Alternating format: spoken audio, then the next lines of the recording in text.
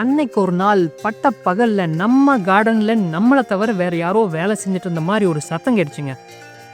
பக்கத்துல போய் பார்த்தா நம்ம எலி சார்வால் பயங்கர பிஸியா இருக்கிறாரு. மும்மரமா வேலை பார்த்துட்டு இருக்காரு. என்ன வேலை தெரியுமா பார்த்துட்டு இருக்காரு? இதோ காட்டுறேன் பாருங்க.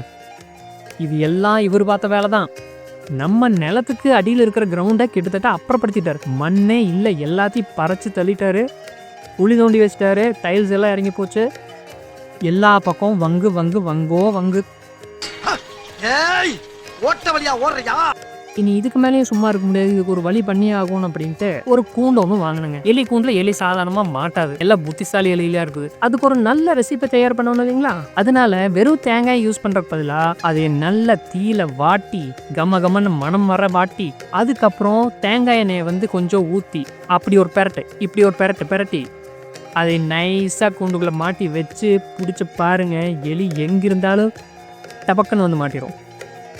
ஒரு 10 நிமிஷம் தாங்க. பாருங்க, நம்ம சார்வால் மாட்டிட்டார். அப்புறம் என்ன, இனி சிக்கிட்டாரு. இனி இதை வச்சு என்ன பண்றது? வீட்டுக்குள்ளேயும் விட முடியாது, பக்கத்துலேயும் போய் விட முடியாது, சண்டை வந்துடும். அதனால இதை எடுத்துட்டு கிளம்பிட்டோம். போகிறோம் நொய்யல் ஆற்றுக்கே போயிட்டோம். அங்கே ஒரு இடத்துல ரோட்டு ஓரத்தில் வண்டி நிறுத்தி யாரும் இல்லாத பக்கத்தில் இதை திறந்து விட்டுட்டோம். அவர் ஜாலியாக குதிச்சு போயிட்டார். இந்த மாதிரி ஒன்றும் இல்லைங்க, நிறைய எலி பிடிச்சி விட்டுருக்கோம் இது வரைக்கும். நீங்களும் இதே பிரச்சனையை ஃபேஸ் பண்ணியிருந்தீங்கன்னா கமெண்ட்ஸில் சொல்லிட்டு போங்க. இதே ட்ரிக்கை யூஸ் பண்ணுங்கள், உங்களுக்கும் நிறைய எலி மாட்டோம். தேங்க்ஸ் ஃபார் வாட்சிங்.